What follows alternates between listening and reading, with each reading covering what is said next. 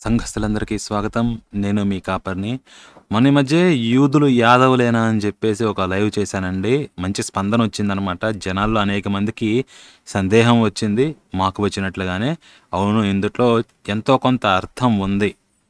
So, కొంచెం ఇబ్బందులున్నా గానీ అర్థమైతే ఉంది. కంప్లీట్‌లీ బేస్‌లెస్ కాదని చెప్పేసి అంటున్నారు.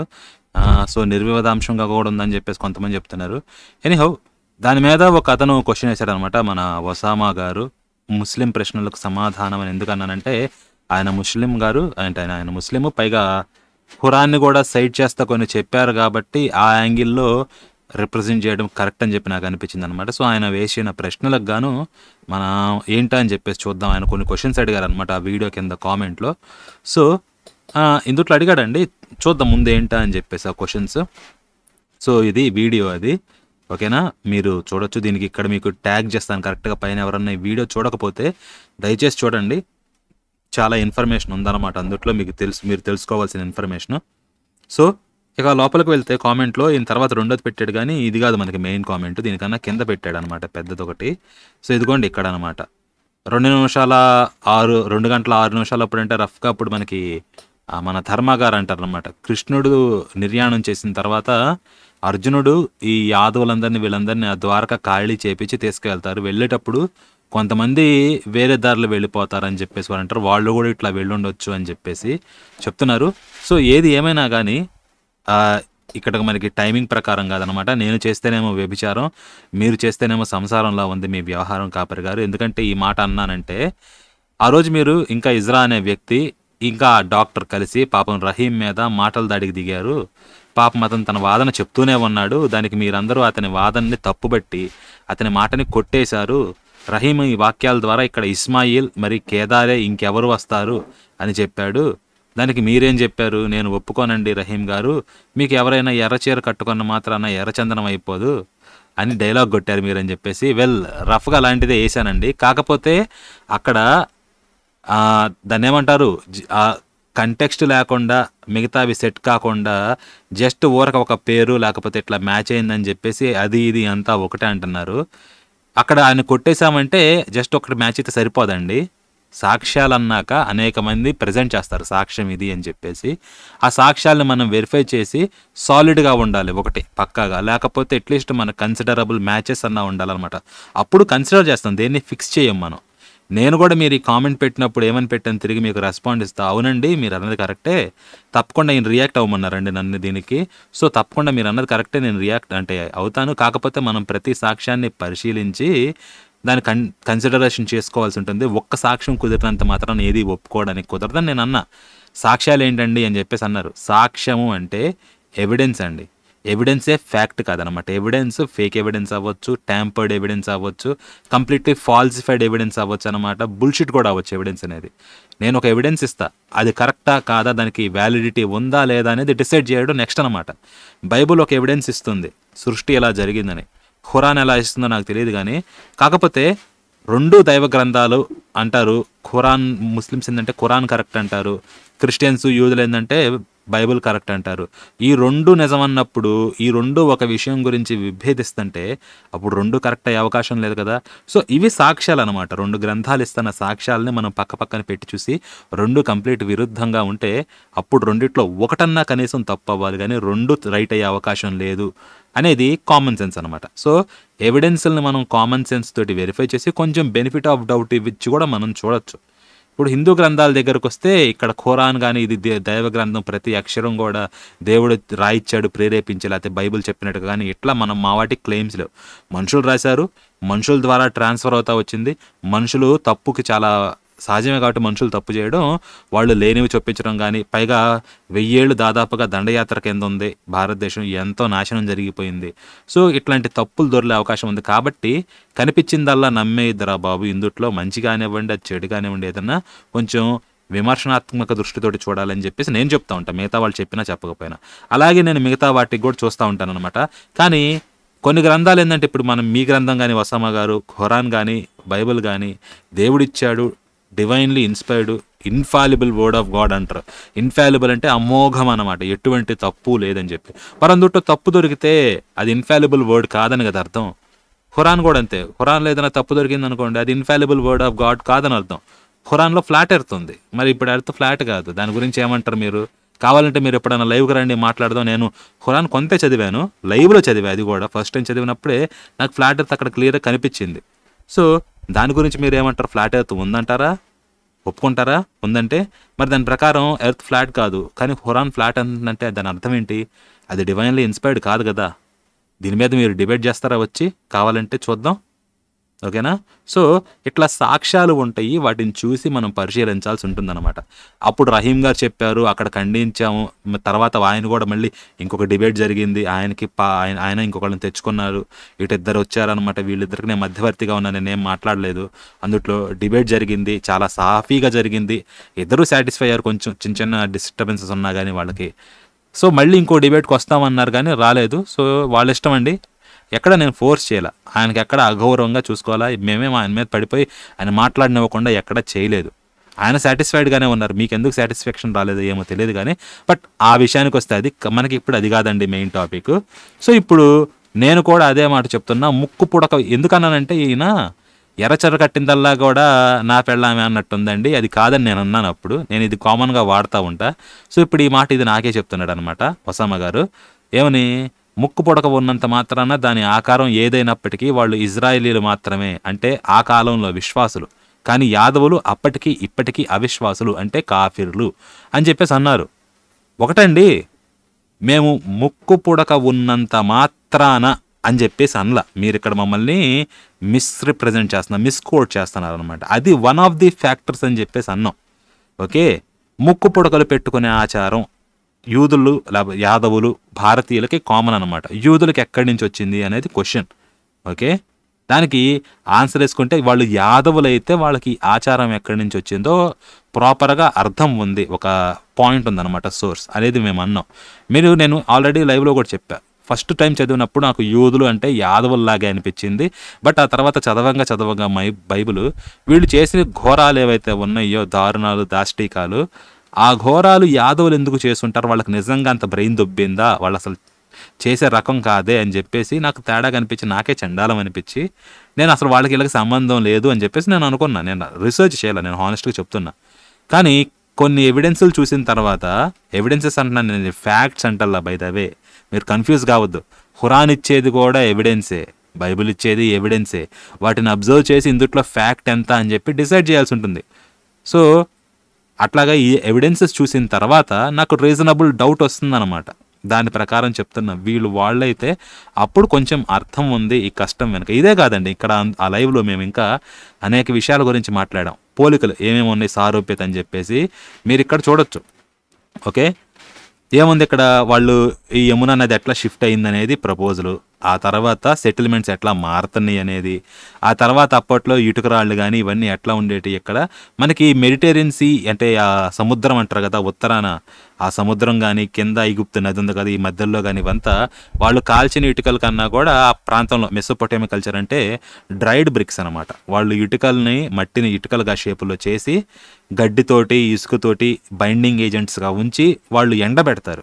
ఆ ఎండిన ఇటుకలతోటి ఇళ్ళు కట్టుకుంటారు అనమాట. కానీ కాల్చేదనేది ఇండియాలో ఉంది, కాల్చిన ఇటుకలతో కట్టుకోవడం. ఇదిగోండి పాతదనమాట, సింధు సరస్వతి నాగరికత కాలంలో ఈ ఇళ్ళు కనిపిస్తున్నాయి మనకి, కాల్చిన ఇటుకలతో కట్టిని. వాళ్ళు ఈ యూదులు కనుక ఇండియా నుంచి వెళ్ళినట్టయితే వాళ్ళకి కాల్చిన ఇటుకలు, మనకి ఫరోతోటి ఇటుకలు కూడా ఆల్రెడీ చూపించారు మీకు వచనం 5వ అధ్యాయంలో. సో కాల్చిన ఇటుకలతోటి కట్టుకుంటున్నారు, వాళ్ళకి గడ్డి వాళ్ళనే తెచ్చుకోమని, వాళ్ళ గడ్డి అని చెప్పేసి ఫరో అంటాడు అనమాట. ఇది కూడా ఒకటి చూపించాం. ఇంతేకాదు వీళ్ళు మైగ్రేషన్ ఎలా వచ్చి ఉండొచ్చు. ఓకే, తర్వాత వీళ్ళు దాటేటప్పుడు సింధు నది దగ్గర మడ్ వాల్కనో ఉంది. ఇది మడ్ ఎక్కువ ఎక్స్ప్లోర్ బయటికి ఎరప్ట్ అయినప్పుడు ఏంటంటే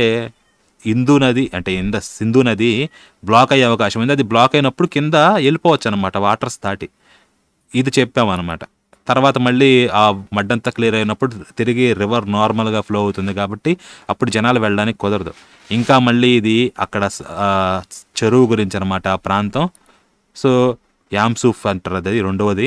ఆ తర్వాత ఇక్కడ మళ్ళీ యోర్దాను వ్యాలీ కానివ్వండి, దగ్గరకు వచ్చినప్పుడు మనకి యూఫ్రటీస్ నదను టిగ్రిస్ నది కలిసిపోతాయి కదా, ఆ నది అనమాట. ఇది 200 కిలోమీటర్ 200 మైళ్ళు ఏమో ఉంటుంది పొడవంతే. సో వీటన్నిటి గురించి ఇవి దాటుతా వచ్చారని చెప్తా యాకోబు ఇదిగోండి ఈ పాయింట్ దగ్గర అనమాట ఆయన చెప్పింది. రెండు ఉన్నాయి, యూదులకి ఒక రాయి మీద నూనె పోయడం ఎటువంటి సింబాలిజం అది చెప్పండి మీరు, దానికి వెనకాల అర్థం ఏంటి? వర్షిప్ కాదు, ఏమీ కాదు, మరి ఒక రాయిని నిలబెట్టి దాని మీద నూనె అభిషేకం చేశాడు అనేది ఎక్కడి నుంచి వచ్చింది? రాయి మీద అభిషేకం చేసే అలవాటు భారతదేశంలోనే ఉంది, శివలింగానికి మాత్రమే ఉంది. వాళ్ళకి తెలిసి ఉండకపోవచ్చు, ఎందుకంటే మీరు ఇంకా తర్వాత ఒక క్వశ్చన్ అడిగారు, దానికి కూడా వస్తానన్నమాట. సో ఇదొకటి. ఇంకా తర్వాత ఇదిగోండి ముక్కు పుడక, దీని దగ్గరకు వచ్చాం. ఇంకా మీరేమన్నారంటే ఇదిగోండి ముక్కు పుడక గురించి మాట్లాడతా మీరేమన్నారు? సో నేను అదే మాట చెప్తున్నా, ముక్కు పొడకున్నంత మాత్రం దాని ఆకారం ఏదైనప్పటికీ వాళ్ళు ఇజ్రాయెల్ మాత్రం ఇదంతా అన్నారు. అక్కడ రొట్టె, ఇక్కడో రొట్టె, మొక్క కలిస్తే అంతా ఒకటైపోదు. సో ఇది కూడా రొట్టె గురించి కూడా మాట్లాడారు. ఇంకా విగ్రహాలు కానీ ఇవన్నీ ఉన్నాయి కదా, మీరేమన్నారంటే సో ఓకే, ఇక్కడ తర్వాత చూపిస్తాను మీకు ఈ స్టార్ దగ్గరకు వచ్చినప్పుడు ఇంకా ఏమేమి మాట్లాడారు అవి కూడా చూడండి. సో అక్కడ ఒక రొట్టె, ఇక్కడ రొట్టె మొక్క కలిస్తే అంతా ఒకటైపోదు. ఇంకా అమ్మాయి దగ్గర విగ్రహం ఎక్కడి నుంచి వచ్చిందంటే అది కూడా బైబిల్ చెప్తుంది. అబ్రహాం పుట్టిన ప్రాంతమైన చుట్టుపక్కల ఉన్న ప్రాంతాలన్నీ కూడా విగ్రహాలను ఆరాధించేవారు, అబ్రహాం తప్ప. ఈజిప్షియన్స్ కూడా విగ్రహాలను ఆరాధించేవారు, గ్రీకులు కూడా విగ్రహారాధన చేసేవారు. అంత మాత్రాన వాళ్ళు హిందువులు అయిపోతారా అని చెప్పి. వెల్, నాకు డౌట్ అండి.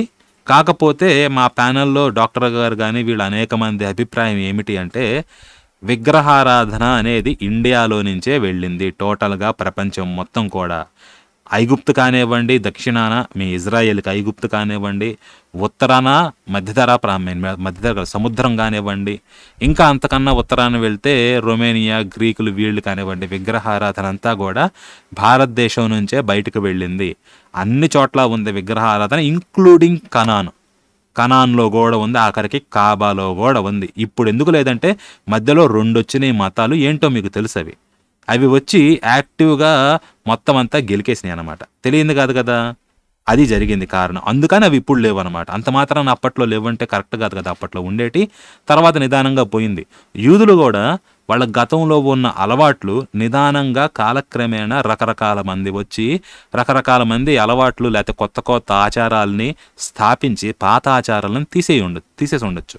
మీకు ఈ అబ్రహాము ఎక్కడైతే హారాన్ నుంచి వస్తా వీళ్ళు విగ్రహాలు తెచ్చుకున్నారో యాకోబుతో వచ్చేటప్పుడు, రాహేలు కానీ వీళ్ళందరూ, రాహేలు దాదాపు చసినంత పని అయింది, మీకు చూపించా రైట్. తర్వాత ఏం చేశారు వీళ్ళు? ఆ విగ్రహాలని పడేశారు, 35వ అధ్యాయంలో పాతి పెట్టేశారు. సో విగ్రహారాధన వీళ్ళు తెచ్చుకున్నది, ఒక కుటుంబం విగ్రహాలను వదిలేసింది. ఇలాగే జరిగి ఉండొచ్చు కదా, రకరకాల సంస్కృతులు అంటే రకరకాల ఆచారాలు ఏవేవైతే ఉన్నాయో అవి ఇలాగే ఒకదాని తర్వాత ఒకటి డ్రాప్ అయి ఉండొచ్చు. మనకి ఎక్కడే ఎగ్జాంపుల్ కనిపిస్తుంది రైట్. సో ఇదొకటి. తర్వాత మీకు ఇంకొకటి చూపిస్తాం మళ్ళీ, ఓకే, ఇంకొక ఆచారం కూడా ఎట్లా మారింది అనేది మీకు బైబిల్ సాక్ష్యంగా చూపిస్తాను. దాన్ని బట్టి 2 కనిపించినాయి కాబట్టి మిగతావి కూడా మనం ఎక్స్పెక్ట్ చేయొచ్చు, ఇలా పోయి ఉండొచ్చు అని చెప్పేసి. తర్వాత మీకు చూపిస్తానండి రెండవది కూడా ఎగ్జాంపుల్. సో ఇదన్నమాట ఏం చెప్తుంది, వాళ్ళు హిందువులు అయిపోతారంటే అవ్వాలని లేదండి. కాకపోతే చాలామంది అభిప్రాయం ఏంటంటే హిందువుల నుంచే వచ్చింది ఈ ఆచారం అంతా అని చెప్పేసి. నాకు డౌట్, సో నేను దీన్ని కన్ఫర్మ్ చేయలేను. విగ్రహారాధన ఎలా వచ్చిందనే దానికి బైబిల్ సైలెంట్గానే ఉంటుంది. అన్ని చాలా సింపుల్గా దాటవేశారు, కానీ అది ఆరాధన అనే దానికి సైలెంట్గా లేదండి. మీరు ఆదికాండము 4వ అధ్యాయంలో చూస్తే చివరి వచనంలో షేతునకు కూడా కుమారుడు పుట్టెను, అతనికి ఎనోషు అని పేరు పెట్టబడెను, అప్పుడు యెహోవా నామమున ప్రార్థన చేయుట ఆరంభమైనది అని చెప్పేసి ఉంది. యెహోవా నామమున ప్రార్థన చేయడం ఆరంభమైంది. విగ్రహారాధన ఎప్పుడు మొదలైందో, ఎవరు మొదలు పెట్టారో ఏమాత్రం చెప్పలా. ఇది కేర్లెస్ అండి. ఇది చాలా చిన్న మ్యాటర్ కూడా కాదు, చాలా ఇంపార్టెంట్ మ్యాటర్ అనమాట. పైగా దానికి మీరు ఎలాంటి జస్టిఫికేషన్ ఇచ్చారంటే, ఉదాహరణకి ఏమంటున్నాడు, ఆ సమయంలో ఆ ప్రవక్తలకి సమయం ఇవ్వలేదు అని చెప్పి. లేదండి, ఇది మీరు చెప్పేది చాలా సిల్లీ అనమాట. ఎందుకంటే ప్రవక్తలకి పేజీలు వంశావళి రాయడానికి టైం ఉంది, చెప్పినవే తిరిగి చెప్పడానికి, రిపీట్ చేయడానికి కూడా టైం ఉంది. ఉదాహరణకి ఆదికాండం మీద 4వ అధ్యాయం కదా, ఇది 24వ అధ్యాయానికి వెళ్తే అందుట్లో, ఇది నేను ఇక్కడే కాదు, నేను సోదికాండం అని చెప్పేసి ఒక పుస్తకం రాశాను కదా, అందుట్లో కూడా చెప్పాను. సో అబ్రహాము బాగా వృద్ధుడై తన కొడుక్కి భార్య కోసమని దాసుడిని పంపిస్తాడు. దాసుడు ఇక్కడ దాకా వచ్చి ఈ రెబ్కానే కోడలనుకొని ఎంచుకొని ఏం చేస్తాడు, ఇంటికెళ్ళి ఇదంతా కూడా మొత్తం అంటే చెప్తాడనమాట. ఈ వృత్తాంతం అంతా కూడా ఎవరని చెప్పేసి ఇట్లా ఇట్లా ఇట్లా ఇట్లా ఇట్లా ఇదంతా కూడా చెప్పేసి తర్వాత మళ్ళీ వాళ్ళ ఇంటి దగ్గరికి వెళ్ళిన తర్వాత సేమ్ టు సేమ్ మళ్ళీ ఇదే రిపీట్ చేస్తారనమాట వచనాలతో. మీరు కావాలంటే చదువుకోండి, ఇప్పుడు ఇవన్నీ చదవడం కుదరదు. దాదాపు 10 లైన్లో 10 వచనాలు 12 వచనాలు పైన చెప్పిందే ఏకదం మళ్ళీ రిపీట్ చేస్తాడు. అంటే రాశారన్నమాట.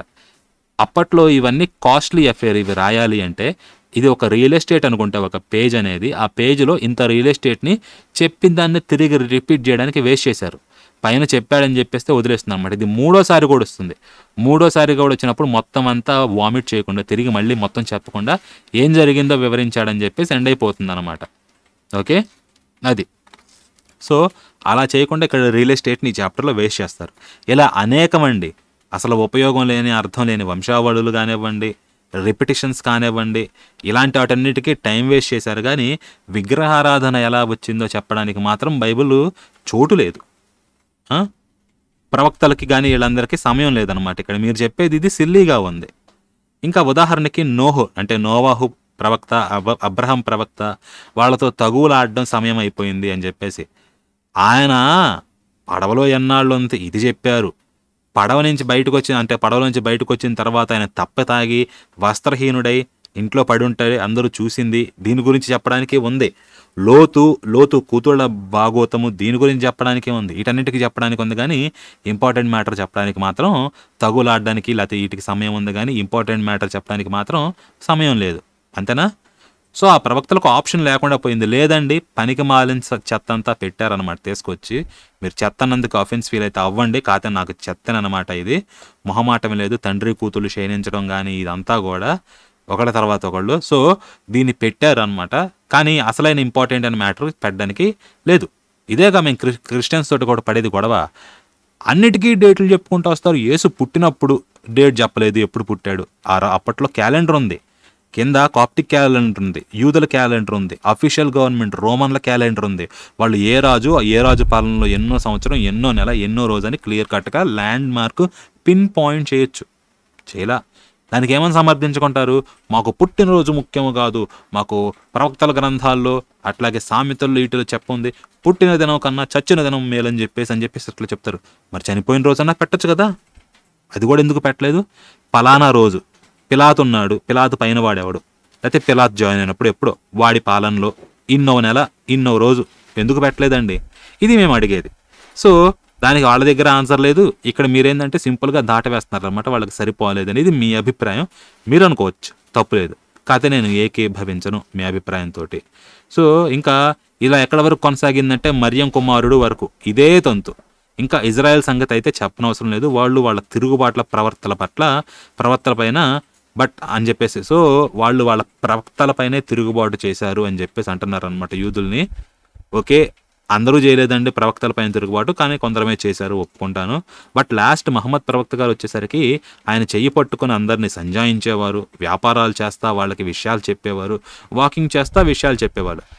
ఈ విషయం నాకు తెలియదండి, కానీ నేను మొన్న ఆల్రెడీ ఒక వీడియో పెట్టాను కదా, నిషిద్ధ మాసాలు గడిచిన తర్వాత మాత్రం కాఫీర్ని కనిపించిన వాడిని కనిపించినట్టు లేపారేయండి అని చెప్పేసి చెప్పారు అయ్యగారు.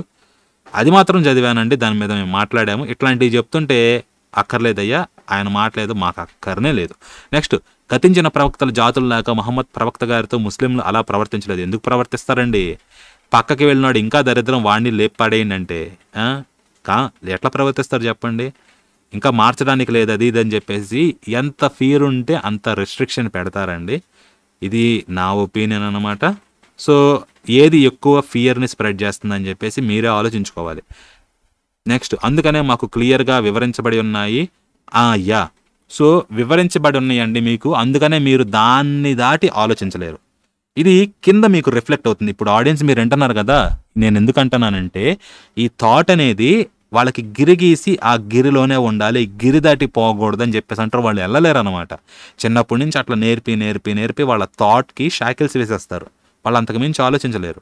కింద మీరు చూడండి ఎలా ఉంటుందని చెప్పి, దానికి ఎగ్జాంపుల్ ఇక్కడ ఈయన పెట్టిన మాటల్లోనే ప్రూవ్ అవుతుంది. ఇందాక అన్నాను కదా మనకి ఇంకొక సందర్భం ఉందని, ఆ సందర్భం గురించి మాట్లాడేటప్పుడు ప్రూవ్ అవుతుంది అనమాట. సో క్లియర్గా వివరించబడి ఉన్నాయి. ఉన్నాయండి. కాకపోతే మీకు ఎట్లా ఉంది కానీ నాకు అందుట్లో చాలా సెన్స్ లేదు. దాని గురించి మళ్ళీ తర్వాత ఇంకా లైఫ్ చాలా ఉంది కదా, మాట్లాడదాం అప్పుడు కూడా. ఆఖరికి జెండాకి కూడా సెల్యూట్ చేయకూడదు, దీని గురించి హదీస్ కూడా ఇచ్చున్నాను గతంలో మీకు అని చెప్పేసి అన్నారు.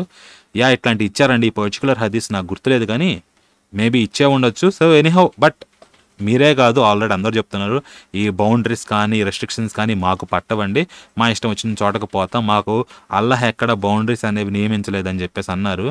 ఓకే, అలాగే ఇప్పుడు నేను సౌదీలోకి వెళ్ళడం కుదిరిద్దంటే నన్ను రానివ్వరండి. ఓకే, సౌదీలో మీరు ఏమైనా ప్రాపర్టీ కొనుక్కోవచ్చు అంటే మీరు కొనుక్కోకూడదండి. దుబాయ్లో కానీ ఇట్లా మీరు వెళ్తే మీరు అక్కడ లీజ్ తీసుకోవాలి కానీ కొనుక్కోకూడదు. ఎందుకు? అబ్బాయి ఇట్లాంటి బౌండరీస్ ఏమి గుర్తించం కదంటే, లేదు బాగానే గుర్తిస్తారు అక్కడ. బౌండరీస్ అన్ని చోట్ల ఉంటాయి, ఫ్రీగా ఎవరిని తెచ్చుకోరు. మీరు గాజా గాజా అని చెప్పేసి కొట్టుకున్నారు పాలస్తీనా కోసం, మీ గుండె చాలా గట్టిగా కొట్టుకుంది. మరి పాలస్తీనా పక్కనే ఉన్న దేశాలు ఎందుకు రానివ్వడం లేదు లోపలికి?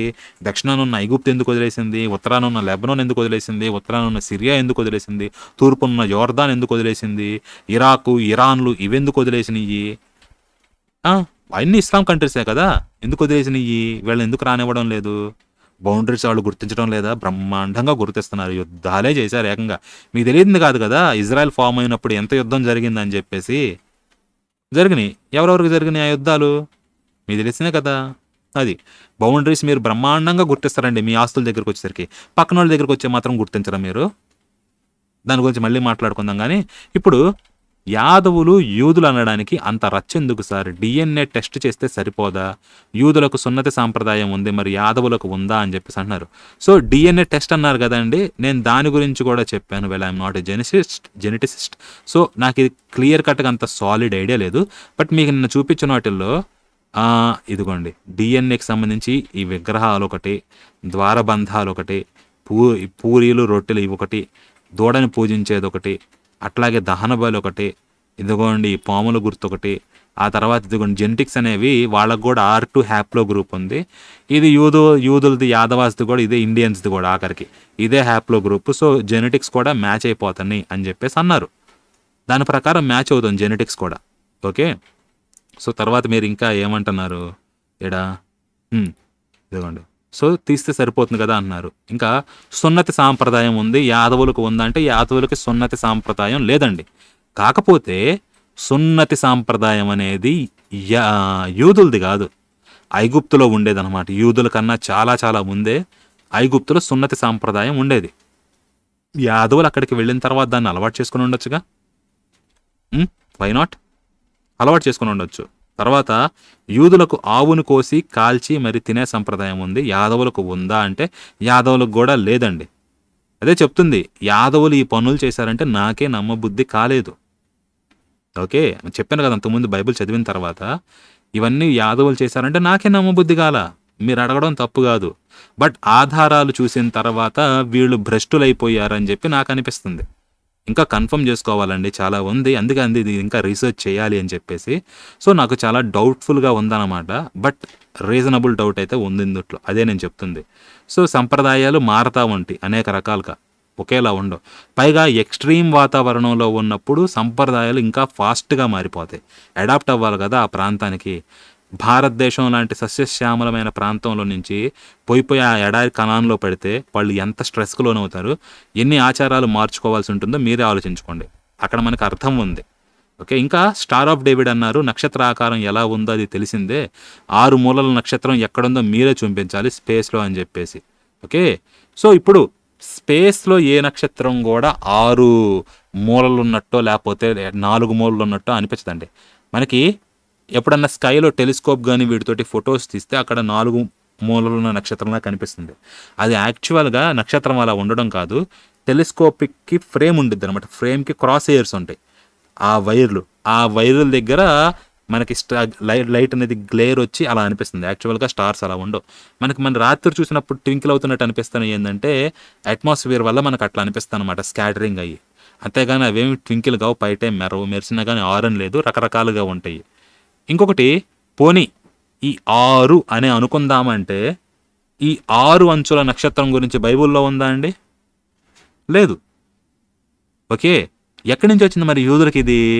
ఇది యూదులది కాదు, ఇది ఒక జామెట్రిక్ సింబల్ అనమాట, 6 అంచుల నక్షత్రం. దీనికి ఏంటంటే 3 అంచుల త్రికోణం ఉంది కదా, సమాంతర త్రికోణం అని చెప్పేసి ఈక్విలాటరల్ ట్రయాంగిల్ అంటారు.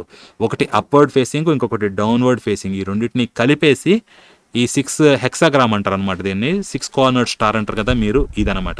ఇది ఒక జామెట్రిక్ సింబల్. ఇది అప్పట్లో మనకి విచెస్ కానివ్వండి, రకరకాల కెబాల్స్ కానివ్వండి, ఆఖరికి ముస్లిమ్స్ కూడా కొంతమంది ఈ ఆల్కెమిస్టులు కానీ వీళ్ళందరూ దీన్ని వాడేవాళ్ళు. చాలా పాత సింబల్.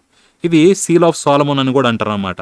అప్పట్లో దాదాపుగా ఎంత మనకి రఫ్గా 1000 BC దగ్గర, లేకపోతే అది ఫుల్ కాపీ అనమాట. బట్ మనకి రఫ్గా 4th century ఆ ప్రాంతం నుంచి కూడా ఇది బాగా పాపులర్గా ఉంది. మరి యూదులకి ఎట్లా అసోసియేట్ అయ్యిందంటే, యూదులకి 17వ శతాబ్దం ఆ ప్రాంతం దగ్గర నుంచి అసోసియేట్ అవ్వడం మొదలైంది. ప్రేగ్ ఉంది కదా, చెక్ రిపబ్లిక్ క్యాపిటల్, అక్కడ ఉండే యూదులు కానీ వాళ్ళు అట్లా దీన్ని వాడడం మొదలుపెట్టారు. బాగా ఎప్పుడు వచ్చిందో తెలుసా ప్రాచుర్యంలోకి? 19వ శతాబ్దంలో వచ్చింది. ఎందుకు? అప్పట్లో జైనిస్ట్ మూవ్మెంట్ అని వచ్చింది. నేను అంతకుముందు ఒకటి చెప్పాను చూసారు, ఇజ్రాయేల్ పాలస్తీనా మధ్య గొడవ ఏంటి అని చెప్పేసి.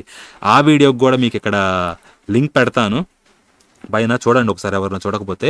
అక్కడ ఇజ్రాయెల్ ఎట్లా ఫామ్ అయిందంటే 19వ శతాబ్దం చివరిన జైనిస్ట్ మూవ్మెంట్ అని వచ్చింది. యూరప్ ప్రాంతాలన్నిటిల్లో ఎవరైతే యూదులు ఉన్నారో, తూర్పు యూరప్ ప్రధానంగా, వాళ్ళందరూ కూడా ఇజ్రాయేల్కి రావడం మొదలెట్టారు. ఇది జైనిస్ట్ మూమెంట్ అంటే. వాళ్ళ లోపల వాళ్ళ మత పట్ల ఆ అవగాహన కానీ, లేకపోతే జాగృతి అయ్యి అందరికీ వాళ్ళ ఐడెంటిటీ పట్ల అవగాహన పెరిగి వాళ్ళు ఇజ్రాయెల్ రావడం కానీ ఇదంతా జరిగిందనమాట. యూదులు చేశారు. ఈ జైనిస్ట్ మూమెంట్ జరిగినప్పుడు 1897 అనుకుంటా, ఐ థింక్. అప్పట్లో ఫస్ట్ జైనిస్ట్ కాంగ్రెస్ జరిగింది, కాంగ్రెస్ మీటింగ్. వాళ్ళు అక్కడ ఇజ్రాయేల్ జెండాపై ఈ గుర్తుండాలి అని చెప్పేసి వాళ్ళు అక్కడ ఫిక్స్ చేసుకున్నారు. ఓకే, అక్కడ ఫిక్స్ చేసుకొని తర్వాత ఇంకా అది వాడతా ప్రపంచం మొత్తం కూడా నిదానంగా అంగీకరించడం మొదలుపెట్టి, ప్రపంచ యుద్ధంలో ఎప్పుడు ఎవరెవరైతే యూదులు చనిపోయారో మొదటి ప్రపంచ యుద్ధంలో, వాళ్ళ సమాధుల మీద కానీ వాటి మీద ఈ స్టార్ గుర్తులు వేయడం మొదలుపెట్టి, తర్వాత 1948లో ఇజ్రాయెల్ ఫార్మ్ అయ్యి వాళ్ళు కూడా అక్కడ వాళ్ళ నేషనల్ ఫ్లాగ్గా దీన్ని పెట్టుకున్నప్పుడు అప్పుడు యూదులకి పర్ఫెక్ట్గా సిమెంట్ అయిపోయింది అనమాట ఈ సింబల్. అంతేగాని ఇది యూదులదేదో వాళ్ళు క్రియేట్ చేసిందో ఏదో కాదు. ఈ సింబల్ని వాళ్ళు వాడుకున్నారు. చర్చ్ అట్లా క్రాస్ని తీసుకుందో అట్లా వీళ్ళు కూడా పెట్టుకున్నారు. మీకే ఒక క్వశ్చన్ అడుగుతా, ఈ 6 అంచుల నక్షత్రానికి అర్థం ఏంటో చెప్పండి. బైబుల్లో లేదు, ఖురాన్లో ఉందో లేదు నాకు తెలియదు, కానీ బట్ నేను విన్నంత వరకు అయితే ఖురాన్లో కూడా లేదు. మరి 6 అంచుల నక్షత్రానికి మీనింగ్ ఏంటి? మీనింగ్ రకరకాలు చెప్తారు, కానీ స్క్రిప్చరల్ ఎవిడెన్స్ ఉండదు. ఎందుకంటే లేదు, ఈ సింబల్ తర్వాత అడాప్ట్ చేసుకున్నారు కాబట్టి. సో ఇప్పుడు ఉన్నోళ్ళు 6 అంచుల నక్షత్రాన్ని ముక్కు పొడక పెట్టుకున్నారు. అప్పట్లో ఏం పెట్టుకున్నారు ఎవడికి తెలుసు? 6 అంచుల నక్షత్రం పెట్టుకున్నారు అప్పట్లో, ఇంకేదన్నా పెట్టుకుని ఉండొచ్చు. సో ఇక్కడ స్పేసు దానికి సంబంధం లేదండి. ముక్కు పొడక గురించి నేను మాట్లాడింది. డేవిడ్ స్టార్ ఆఫ్ డేవిడ్ని పెట్టుకున్నారా, ఇదంతా కాదు. వాళ్ళకి ఇంకా వేరే వేరే సింబల్స్ కూడా ఉన్నాయి. ఓకే, ఇప్పుడు మెనోరా అని చెప్పేసి అంటారు. 7 క్యాలెండర్ అంటే క్యాండిల్ బ్రామ్ ఉంది కదా, దాన్ని ఏమంటారు, క్యాండిల్స్ పెట్టుకునే స్టాండ్. ఓకే, అది యూదుల ఫేమస్ సింబల్ అనమాట. దాన్ని పెట్టుకోలేదు. ఇంకా యోధా సింహం బొమ్మ ఉంది, దాన్ని పెట్టుకోలేదు. ఇంకా వాళ్ళకి కొమ్ము బోర్ ఒకటి ఉంటుంది, దాన్ని పెట్టుకోలేదు. దాన్ని షుఫ్రెన్ ఏదో అంటారు, నాకు కరెక్ట్గా గుర్తులేదు. దాన్ని పెట్టుకోవాలి. వాళ్ళు ఈ స్టార్ని సెలెక్ట్ చేసుకున్నారు అంతే, దానికి అంతకన్నా సిగ్నిఫికెన్స్ లేదు. తర్వాత నిదానంగా దానికి రకరకాల మీనింగులు తీసుకుంటా వస్తున్నారు, కానీ స్క్రిప్చరల్గా ఎటువంటి ఎవిడెన్స్ లేదు. నేను పెట్టింది అసలు స్టారా లేకపోతే ఏదాని కాదు, ముక్కు పొడక పెట్టుకునే అలవాటు. ఇక్కడ ఏమంటున్నారంటే ఇజ్రాయెల్ ప్రజలు ముస్లిమ్స్ పెట్టుకున్నారు అంటే సింబాలిక్గా పెట్టుకుంటున్నాం అని చెప్పేసి, అంతే అని చెప్పేసి. సింబాలిక్గా ముక్కు పొడక ఎందుకు పెట్టుకుంటారండి?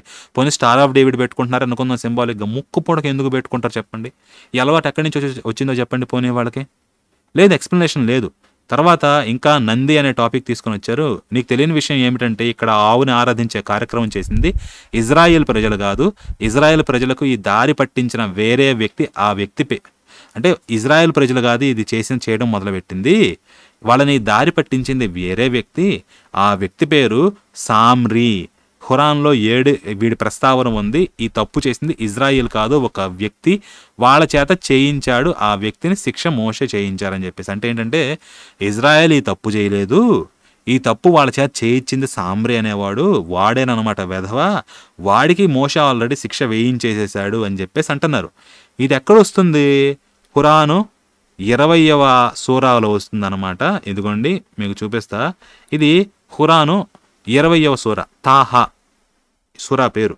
ఇందుట్లో మనకి కాకపోతే ఇది బైబిల్లోని సందర్భం అన్నమాట. నిర్గమకాండము 32వ అధ్యాయం ఉంది కదా, అక్కడ ఈ మోషే పలకలు చెక్కించడానికి పైకి వెళ్తాడు కొండ మీదకి 40 రోజులు. ఆ స్థానంలో ఆ టైమింగ్లో జరుగుతుందన్నమాట. ఓకే, సో మీరు ఇక్కడ ముందువి చదువుతాను వినండి. ఈ సామ్రి అనేవాడు ఎవడో ముందు ఈ మోసా వెళ్తాడనమాట. ఏమని, పైన కొండ దగ్గరికి వెళ్ళినప్పుడు తూరు పర్వతం మీద ఉన్నప్పుడు అల్లాహ్ అంటాడు, ఓ మూసా, నీవు నీ జాతి వారిని విడిచి శీఘ్రంగా ఇక్కడికి వచ్చిన కారణం ఏమిటి అని చెప్పేసి అడుగుతాడు. ఓ ఒక్క నిమిషం, ఇక్కడ ఇది కనిపించడం లేదు కదా మీకు మొత్తం, దీన్ని కొంచెం తగ్గిస్తాను అండి. సో ఈయన అడుగుతాడనమాట, నువ్వు నీ జాతి వాళ్ళని విడిచి ఇక్కడికి వచ్చిన కారణం ఏంటి అని చెప్పేసి ఈయన అడుగుతున్నాడు. ఏమంటాడు ఈయన, మూసా జవాబిచ్చాడు, అదిగో వారు నా వెనుక నా అడుగుజాడల్లో వస్తూనే ఉన్నారు. నీవు నా పట్ల ప్రసన్నుడవు కావాలని నవ్వు నా ప్రభు, నేను త్వరగా నీ సాన్నిధ్యానికి వచ్చాను అని చెప్పేసి అల్లాహ్ అన్నాడు. వాస్తవానికి నీ వెనుక మేము నీ జాతి వారిని పరీక్షకు గురి చేశాం, మరియు సామిరి వారిని మార్గభ్రష్టులుగా చేశాడు అని చెప్పేసి అంటాడు. ఆ తర్వాత మూసా కోపంతోనూ విచారంతోనూ తన జాతి వద్దకు తిరిగి వస్తాడనమాట. వచ్చి అన్నాడు, ఓ నా జాతి ప్రజలారా, ఏమి మీ ప్రభు మీకు మంచి వాగ్దానము చేయలేదా? ఏమి వడంబిక పూర్తి కావడంలో ఏమైనా ఆలస్యమైందా? లేదా మీ ప్రభు యొక్క ఆగ్రహం మీపై విరుచుకుపడాలని కోరుతున్నారా? అందుకైనా మీరు నాకు చేసిన వాగ్దానాన్ని భంగపరిచారు అని చెప్పేసి కదా. ఇది ఇక్కడ దాకా ఉంది. మరి నిర్గమకాండంకి వెళ్తే ఏముంటుంది, అక్కడ ఇలా ఉండదండి. ఇదిగోండి చూడండి ఒకసారి, ఇది నిర్గమకాండము 32వ అధ్యాయం అనమాట. మోషే కొండ దిగకుండా తడువు చేయుట ప్రజలు చూచి, లేట్ అయింది మోషేకి, ఏలినాడు దిగిరాల. ఎందుకని వాళ్ళ అహరోన్ దగ్గరకు వచ్చి, లెమ్ము మా ముందర నడుచుటకు ఒక దేవతను మా కొరకు చేయం. ఐగుప్తులో నుండి మమ్మల్ని రప్పించిన ఆ మోషే అనువాడు ఏమాయనో మాకు తెలియదు అని అతనితో చెప్పారు. అందుకు అహరోన్ ఏమన్నాడు, మీ భార్యలకు, మీ కుమారులకు, మీ కుమార్తెలకు చెవులనున్న బంగారు పోగులను తీసి నా యొద్దకు తెండని వారితో చెప్పగా, ప్రజలందరూ తమ చెవులనున్న బంగారు పోగులను తీసి అహరోన్ వద్దకు తెచ్చారు.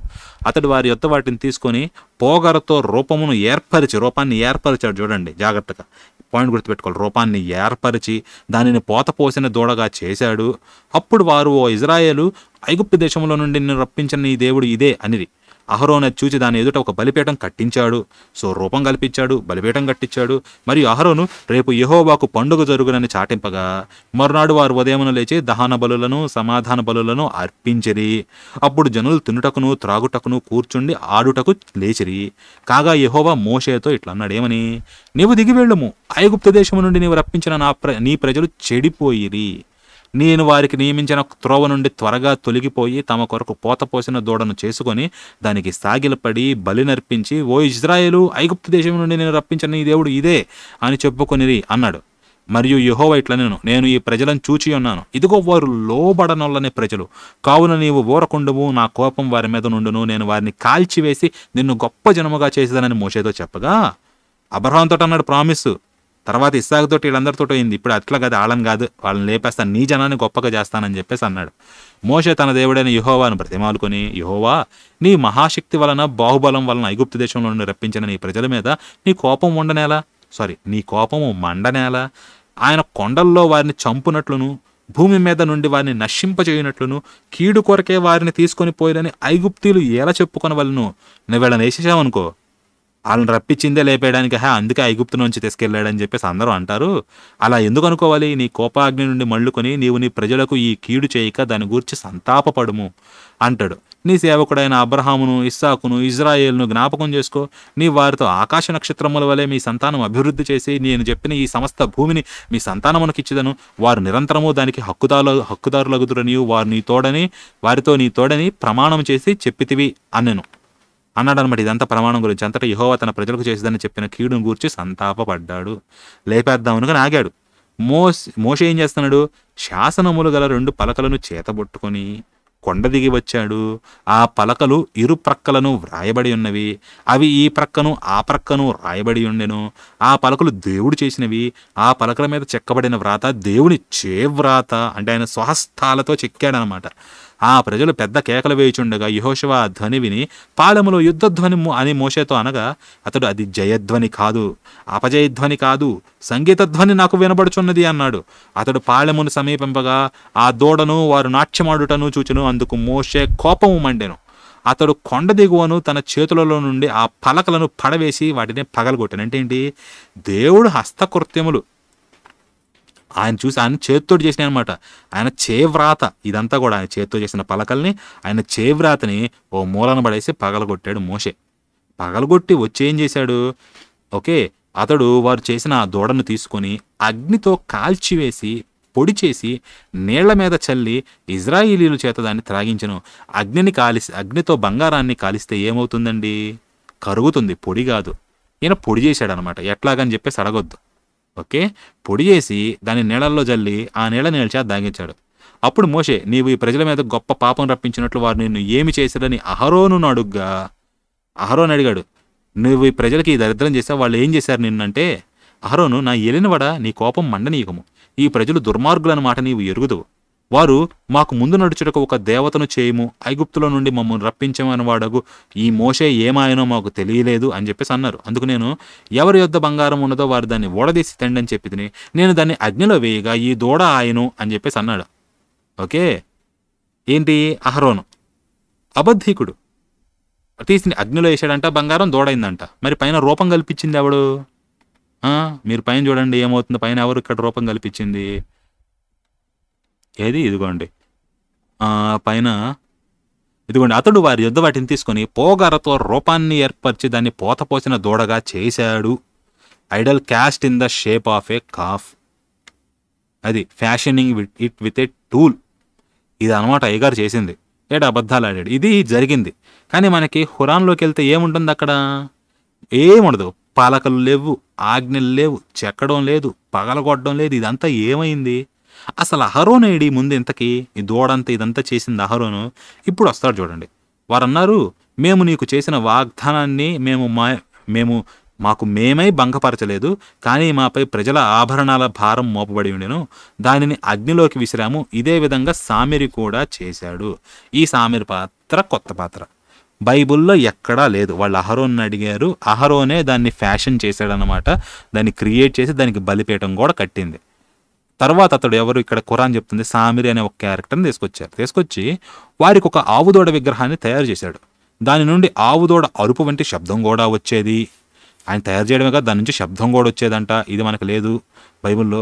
అసలు ఈ సామిరి అనేవాడే లేడు. పెదపవారు అన్నారు, ఇదే మీ ఆరాధ్య దైవం మరియు మోసా యొక్క ఆరాధ్య దైవం కూడాను, కానీ అతను దాన్ని మర్చిపోయాడు అని చెప్పేసి. ఇది కొత్త ఇంటర్పోలేషను.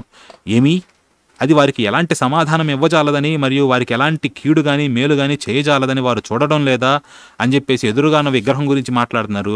కానీ కంటికి కనిపించిన దేవుడి గురించి కూడా నేను ఎట్లాగా మాట్లాడితే ఏం చేస్తారు? అల్లాహో, యెహోవానో, ఈశ్వరుడో, ఎవరో ఒకళ్ళు, శివుడో, విష్ణువో ఎవరో ఏంటంట, కనిపించే ఈ దూడ ఎట్లాగైతే సమాధానం ఇవ్వదో, కనిపించని ఆ దేవుడు కూడా నేను అడిగిన ప్రశ్నలకి సమాధానం ఇవ్వడం లేదని చెప్పేసి నేను అంట. ఏమంటారు దాని గురించి? సమాధానం ఇద్దరు ఇవ్వడం లేదు కదా, మరి ఉన్నారా? ఇట్లయితే ఇద్దరు లేరా? ఈ క్వశ్చన్ వేయండి. నెక్స్ట్, మరియు వాస్తవానికి హారూన్ అంటే అహరోన్ అనమాట, ఇంతకు ముందు వారితో చెప్పి ఉన్నాడు, ఓ నా జాతి ప్రజలారా, దీనితో మీరు పరీక్షింపబడుతున్నారు మరియు నిశ్చయంగా ఆ అనంత కరుణామయుడే మీ ప్రభువు కావున మీరు నన్నే అనుసరించండి మరియు నా ఆజ్ఞనే పాలించండి అని.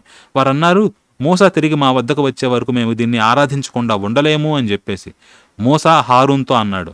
అంటే అహరోన్ తోటి, ఓ హారూన్, నీవు వారిని మార్గభ్రష్టత్వంలో పడటం చూచినప్పుడు వారిని వారించకుండా నిన్ను ఎవడాపాడు అని చెప్పేసి. ఎవడ నిన్ను వాళ్ళని వార్నింగ్ ఇవ్వకుండా ఆపిందంటే, నీవెందుకు నన్ను అనుసరించలేదు, నీవు కూడా నా ఆజ్ఞను ఉల్లంఘించుతావా అని మోషే అడిగినప్పుడు హారూన్ అంటే అహరోన్ అన్నాడు, నా తల్లి కుమారుడా అంటే నా సోదరుడా, నా గడ్డాన్ని కానీ నా తల వెంట్రుకలను కానీ పట్టి లాగకు. వాస్తవానికి ఇజ్రాయిల్ సంతతి వారిలో విభేదాలు కల్పించావు. నీవు నా మాటను లక్ష్య పెట్టలేదు అని నీవు అంటావేమో అని నేను భయపడ్డాను. నేను వాళ్ళకి చెప్తే ఒకళ్ళలో ఒకళ్ళకి గొడవలు పెట్టాను, నా మాట గొడవలు పెట్టావు, నా మాట వినలేదని నువ్వు అంటావని చెప్పి నేను భయపడ్డాను. అప్పుడు మోస అంటున్నాడు, ఓ సామిరి, ఇక నీ సంగతి ఏమిటి అని. వీడు అసలు బైబిల్లో లేనే లేడు. సామిరి అన్నాడు, వారు చూడని దానిని నేను చేశాను. బైబిల్ ప్రకారం విగ్రహం చేసింది ఎవరండి? నిర్గమ 32వ అధ్యాయం 4వ వచనం. వాటిని తీసుకొని పోగర్రతో రూపాన్ని ఏర్పరిచి దాన్ని పోత పోసిన దూడగా చేశాడు అహరోను. బలిపీఠం కట్టింది అహరోను. ఖురాన్ ఏమంటుంది?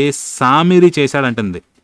రెండు ఒకటి కాదు కదా, రెండు వేరువేరుగా చెప్తుంది కదా. అహరోన్ చేయలేదు, సామిరి చేశాడని ఖురాన్ అంటుంది. మీరు ఆలోచించండి, ఆ 10 ఆజ్ఞలు లేకపోతే ఈ ఆజ్ఞలు ఉన్న పలక ఏమైంది? ఖురాన్లో ఎందుకు ఇక్కడ మెన్షన్ చేయలేదు? ఎందుకు? వాటితోటి ఇక్కడ కొత్త ఆజ్ఞ కాబట్టి పాత ఆజ్ఞను లెక్క చేయలేదా? ఇంటెన్షనల్గా హైడ్ చేశారా? మీరు ఆలోచించండి, సందర్భం ఇదే కదా. ఏమైనా ఈ పలకలు మోషే ఆడ పలకల్ని పగలగొట్టలేదు. ఓకే, సో పాద గుర్తు అంటే, సో ఇప్పుడు నేనేమన్నానంటే నేనే చేశాను, ఆ తర్వాత నేను సందేశహరుని అంటే మెసెంజర్ ఉన్నాడు కదా, జిబ్రియలు దేవదూత గ్యాబ్రియలు, అతని పాద గుర్తుల నుండి ఒక పిడికెడు మట్టి తీసుకొని దాన్ని ఆవుదోడ విగ్రహం మీద వేశాను, మరియు నా ఆత్మ నన్ను ఈ విధంగా ప్రేరేపించింది అంటే, దానికి మోసా అన్నాడు, సరే వెళ్ళిపో, నిశ్చయంగా నీ శిక్ష ఏమిటంటే నీవు జీవితాంతం నన్ను ముట్టవద్దు అని అంటూ ఉంటావు. సో నీవు జీవితాంతం లా మిసాస అంటే నన్ను ముట్టవద్దు అంటూ ఉంటావు, మరియు నిశ్చయంగా నీకు వచ్చే జీవితంలో శిక్ష నిర్ణయింపబడింది, దాని నుండి నీవు తప్పించుకోలేవు. ఇక నీవు భక్తుడమైన నీ ఆరాధ్య దేవాన్ని చూడు. నువ్వేం చేస్తావు? ఇంకా నీవు భక్తుడవైన నీ ఆరాధ్య దేవాన్ని, ఈ ఉందగా దూడ, దీన్ని చూడు, దాన్ని మేము ఏం చేస్తామో దాన్ని నిశ్చయంగా కాల్చుతాము, తర్వాత దాన్ని భస్మం చేసి సముద్రంలో విసిరివేస్తాము అని. ఇందుకండి రెండవ ఎగ్జాంపుల్ అన్నాను కదా. మొదటిది ఏంటి? ఆ రాహేలు వీళ్ళు వస్తా హారాన్ నుండి విగ్రహాలు తెచ్చుకున్నారు, అవి తర్వాత పాతి పెట్టారు. పోనీ తర్వాత వీళ్ళు విగ్రహం ఏర్పరచుకుంటే ఏమైంది? ఈ మోషే లాంటి వాళ్ళు, లేకపోతే ఈ సామీర్ లాంటి వాళ్ళు, ఇట్లా ఎవడెవడో మరి తర్వాత ప్రవక్తలు వీళ్ళందరూ వచ్చి ఏం చేశారు? విగ్రహాలని నాశనం చేసుకుంటూ వచ్చారు. ఇలా వేల సంవత్సరాల తర్వాత తలకెక్కించుకొని ఒక్కడే దేవుడు అని చెప్పి విగ్రహాలను నాశనం చేసుకుంటూ వస్తే వాళ్ళకి ఆచారం ఉందే అనుకుందాం, వాళ్ళు యాదవులే అయినా వాళ్ళ విగ్రహారాధన ఆచారం ఏమవుతుంది? ఇలాగే అవుతుంది, కాల్చివేయబడి భస్మం చేయబడి సముద్రంలో పడవేయబడుతుంది అనమాట. తర్వాత ఉంటుందా వాళ్ళ ఆచారం? ఉండదు. ఇది జరిగింది, ఇది హురాన్లో ఉంది. మరి మోషే ఏం చేస్తాడు? 3000 మందిని లేపేస్తాడు, అది వేరే విషయం లేండి. ఓకే, సో ఈ విభేదాలు ఉన్నాయన్నమాట. మరి ఇప్పుడు ఏమంటున్నాడు ఈయన? సింబాలిక్గా పెట్టుకున్నాము నంది అనే టాపిక్ తీసుకొని వేరే వాడు ఉన్నాడని చెప్పేసి అంటున్నారు. ఇప్పుడు ఎవరిని నమ్మాలండి? సామెరీ చేశాడని చెప్పిన హురాన్నా, లేదు అహరోన్ చేశాడని చెప్పిన బైబుల్నా? మీరేమంటారు? ఇందాక అన్నాను కదా అండి మీతోటి, ఇట్లా వీళ్ళకి చిన్నప్పటి నుంచి నేర్పిస్తారు, వీళ్ళు కూడా లిమిటెడ్గా అదే చూడగలరు, ఎర్రచీర కట్టింది నా పెళ్ళామంటారు కదా, ఆ బాపతే. ఎందుకంటే వీళ్ళ ప్రకారం ఖురాన్లో ఏదైతే చెప్తుందో అదే నిజము, దానికన్నా ముందొచ్చిన అథెంటికేటెడ్ గ్రంథం దానికి భిన్నంగా చెప్తున్నా కానీ అది అంతా కాదు, ఇదే నిజం, సామరీనే చేయించాడు అని చెప్పి పుట్టుకుంటారు అనమాట. అంతే. ఇప్పుడు చెప్పండి, ఎర్రచీర కట్టింది నా పెళ్ళామంటుంది ఎవరు? ఇదే నిజమని వాదిస్తుంది ఎవరు? వీళ్ళనమాట. బేసిస్ ఏంటి? ఎదురు ఇంత విభేదాలున్నా కానీ, విభేదాలున్నా మాదే కరెక్ట్, ఇదే కరెక్ట్ అని చెప్పి గట్టిగా అరుస్తారు తప్పించి ఎటువంటి ఫ్యాక్చువల్ ఎవిడెన్స్ ఇవ్వలేరు అనమాట. అర్థమవుతుందా? ఇంకా అరబ్బీల ప్రస్తావన తీసుకొచ్చారు. ఇస్లాం కంటే ముందు అక్కడ విగ్రహాలు ఉన్నాయి కదా, అది కరెక్టే, ఉన్నాయి. కానీ అరబ్బులు ఫస్ట్ వచ్చింది ఎవరు? విగ్రహారాధన లేక అల్లహ్ ఆరాధన? అరేబియాలో ఫస్ట్ వచ్చింది ఈ ముగ్గురే కదా, అబ్రహాము, హజ్రహ్, ఇస్మాయిల్. ఆయన మరి వీళ్ళు విగ్రహాన్ని ఆరాధించేవారా? విగ్రహారాధన మధ్యలో వచ్చింది అరేబియాలో అబ్రహాం తర్వాత మహమ్మద్ ప్రవక్త గారి కంటే ముందు. మరి వాళ్ళకు ఆ ఆచారం ఎక్కడి నుంచి వచ్చిందనే ప్రశ్నిస్తే దానికి ఖురాన్ ఆన్సర్ ఇస్తుంది. అరబ్బులు ఇస్లాం కంటే ముందు ఆరాధించిన విగ్రహాలు, దేవీ దేవతలు ఎవరంటే నూహు జాతి ప్రజలు ఆరాధించిన విగ్రహాలేనే. ఇది ఈయన సొంత ఇంటర్ప్రిటేషన్ అనమాట. మనకి నోవహ దగ్గర కానీ కూడా ఇది ఉంటుంది. అంతకుముందు వేరే లైవ్లో కూడా చదివాను, లైవ్లోనూ వీడియోలోనూ. అక్కడ ఆయన కూడా మిగతా జనాలు పండగలకు వెళ్ళిపోయినప్పుడు వీటిని పగలగొట్టేస్తాడనమాట. సో విగ్రహారాధన ఖురాన్ ప్రకారం చూసినా నోవహు వీళ్ళ కాలం కన్నా ముందు నుంచే ఉంది. ఎలా వచ్చిందనేది ఖురాన్ కూడా చెప్పదు, విగ్రహారాధన బైబిలు చెప్పదు. కానీ అట్లా సడన్గా దాని గురించి మెన్షన్ వస్తుంది, దానికి యాంటీగా వీళ్ళు ప్రవర్తిస్తూ ఉంటారు. ముందు నుంచే ఉంది. ఎక్కడి నుంచి వచ్చింది తెలీదు, కామెంట్ చేయలా. కానీ మనకి వీళ్ళు యూదులు అనేవాళ్ళు యాదవులేనా అని చెప్పేసి ఆలోచిస్తే అప్పుడు మనకు వస్తుంది. ఉదాహరణకి ఇదిగోండి, జెనెటిక్స్ మ్యాచ్ అవుతుంది. ఇంకా నెక్స్ట్ ఇదొకటి, మోషే పాముని ఎందుకు చేశాడు? సింబల్ని చూస్తే ఏమవుతుంది? మనకి కుండలిని ఒకటి ఉందన్నమాట రిఫరెన్స్. తర్వాత బలిపేయటం, మనం జంతువులను కాల్చకపోయినా యజ్ఞం అనేది మనకే ఉందన్నమాట. ఇదొకటి రిలేటబుల్ కాన్సెప్ట్. వాళ్ళు దూడం చేశారు, మనకి నంది పూజ ఆల్రెడీ ఉంది. ఆ తర్వాత రొట్టెలు, వాళ్ళు పులిని రొట్టెలు, పొంగని పూరీలు ఎందుకు అంటే ఎందుకు అవే తినాలి? పులిస్తే ప్రాబ్లం ఏంటనేది వాళ్ళకి తెలియదు, బైబిల్లో చెప్పలా. మీరు పులిసిన వాటిని తినకూడదు, పొంగిన వాటిని తినకూడదు అన్నారు, కానీ ఎందుకు అనేది చెప్పలా. మన ఆచారంలో ఉంది ఎందుక అని చెప్పేసి. పులిస్తే దాని లోపల బ్యాక్టీరియా కానీ ఇంకా ఎక్కువ జీవులు చేరతాయి ఆ పులియడానికి. మీరు ఈ పులిసిన దాన్ని కాల్చుకొని తింటే ఆ జీవుల్ని కూడా తిన్నట్టుంటుంది. కాబట్టి మీరు జీవుల్ని బతికున్న వాటిని తినరు కాబట్టి, ఐ మీన్ అట్లీస్ట్ జంతువుల్ని చంపి తినరు కాబట్టి ఈ పులిసిన వాటిని తినరనమాట. పులియక ముందే తింటారు. అది ఇక్కడ. సో మనకిక్కడ అర్థం కూడా ఉంది. అర్థం తెలియకుండా పాటించమని అందుట్లో చెప్పారు. ఇక్కడ అర్థం ఉంది. ఈ ద్వారబంధాల మీద చల్లుకునేది ఎక్కడి నుంచి వచ్చింది? అవతల మెసోపోటామియాలో కానీ లేకపోతే ఐగుప్తులో కానీ ఉందా ఈ ఆచారం? లేదే. మరి ఎక్కడి నుంచి వచ్చింది? వీళ్ళు యాదవులైతే వస్తుంది ఈ ఆచారం. సో ఇవన్నమాట. సో ఇన్ని ఎవిడెన్స్లు ఉన్నాయి. ఒక్కటే కాదు, మేము జస్ట్ ఈ ముక్కు పుడకను చూసో లేకపోతే ఇంకా రొట్టెని చూసి ఇదే కాదనమాట చెప్తుంది. ఇన్ని చూసిన తర్వాత వీటన్నిటికీ ఆరిజిన్ బైబుల్లో చెప్పలేదు, అర్థం లేకుండా వచ్చినాయి అనమాట ఇవన్నీ కూడా ప్రాక్టీసెస్. దీని వెనకాల ఎటువంటి మీనింగ్ లేదు. కానీ ధర్మంలో, హిందూ ధర్మంలో మీనింగ్ చెప్పబడి ఉంది కాబట్టి చాలా డౌట్ ఇస్తుంది. యూదులు యాదవులే అని చెప్పి అనుకోవడానికి చాలా బెనిఫిట్ ఇస్తుంది అనమాట డౌట్కి. అది మేము చెప్తుంది. ఇదే నిజమని అనలా. ఇది దీని పట్ల రీసెర్చ్ జరగాలండి అనేకం. ఇంకా తెలుసుకోవాల్సింది ఉంది అన్నామే కానీ ఇదే నిజం అని గట్టిగా పట్టుకోవాలా. రీసెర్చ్ చేయాల్సింది ఉంది. చాలా మనకి తెలియాల్సిన అంశాలు ఉన్నాయి, ఎట్లా జరిగిందా అని చెప్పేసి. అది నేను అంది. సో ఈయన అడిగారండి ప్రశ్నలు, నేను సమాధానం చెప్పాను. మీకు కూడా ఇన్ఫర్మేషన్ పట్ల ఒక ఐడియా వచ్చిందని చెప్పేసి నేను అనుకుంటున్నాను. యూదులు యాదవులేనా అంటే అలా అనుకోవడానికి సందేహాస్పదం అన్నమాట. అనేకం కల్పిస్తున్నాయి. మనం ఇప్పటిదాకా యూదులంటే అక్కడే పుట్టారు, అక్కడే పెరిగారు అనుకున్నాను. నేను కూడా అదే అనుకుంది, కనాన్లో నుంచి బయటకు వచ్చిన ఒక తెగ అని చెప్పేసి. కాకపోతే ఈ ఆచారాలు ఎక్కడి నుంచి వచ్చినాయి అనేది మనకు తెలియదు. బట్ ఇండియాతో సారూప్యతలో ఉన్నాయి అన్నమాట ఈ ఆచారాలు. ఇంకొకటి చూడండి, యూదులు అంటున్నాం. ఎందుకు యూదులు అంటున్నాం? మనకి ఇజ్రాయేలు వీళ్ళందరూ ముక్కలు చేసుకున్నప్పుడు ఆ ప్రాంతం యోధాకు వచ్చింది. కానీ తెగ ఐడెంటిటీ వాళ్ళు ఉండే ప్రాంతం బట్టి రాదు, వాళ్ళ పితరుల నుంచి వస్తుంది. సో ఇప్పుడు యూదులు అని మనం అంటాం, కానీ ఇజ్రాయేల్ వాళ్ళ క్లాన్ లీనియేజ్ అనేది తెగలు ఉన్నాయి. మిగతావి లేవి కానివ్వండి, షిమ్యోన్ కానివ్వండి, ఇట్లా వాళ్ళ తెగల నుంచి కంటిన్యూ అవుతా వచ్చింది. అనేక మంది లేవీలు కూడా ఉంటారు ఇప్పుడు యెరూషలేంలో. కానీ వాళ్ళందరినీ కూడా జ్యూస్ అనే అంటారు, యూదులు అని చెప్పేసి. ఎక్కడి నుంచి వచ్చింది యూదులు అనే పేరు? యూదా అనేది ఎక్కడి నుంచి వచ్చింది? ఇజ్రాయేల్ అనే పేరు కన్నా కూడా వీళ్ళందరినీ ఇజ్రాయలైట్స్ అనరు, జ్యూస్ అంటారు తెలుగులో, యూదులు అని. ఎక్కడి నుంచి వచ్చింది పేరు? మిగతా తెగల పేర్లన్నీ ఏమైపోయినాయి ఆలోచించండి. వాళ్ళ ఆరిజిన్కి ఏమన్నా రిలేట్ అయ్యి ఉందా ఈ పేరు? తెలియదండి. మేబీ అయ్యి ఉండొచ్చు, కాకపోనవచ్చు, తెలియదు. సో ఇట్లా ఆలోచిస్తే అనేకమైన డౌట్లు వస్తాయి అని అందుకని ఒసామా గారు ఇది నేను అంది. మిమ్మల్ని పట్టుకొని ఇదే నిజమని చెప్పి మీ గొంతులో ఏం తోయటల్లా నేను. కాకపోతే దీనికి కాంట్రరీగా ఏమన్నా ఉంటే ప్రూఫ్స్ అనేవి వాటిని తీసుకొచ్చి ఎగ్జామిన్ చేయాలి. మీరు ఇందాక అన్నారు యూదులకి సున్నతాచారం ఉంది, యాదవులకు లేదు. యూదులు ఆవును కోసుకొని తింటారు, యాదవులు తినరు అని చెప్పి వ్యాలిడ్ పాయింట్స్ అవి మీరు చెప్పినాయి. ఆచారం అనేది కాకపోతే మారతా ఉంటాయి. యాదవులకి అనేక ఆచారాలు ఉన్నాయి, యూదులకు ఆ ఆచారాలన్నీ లేవు.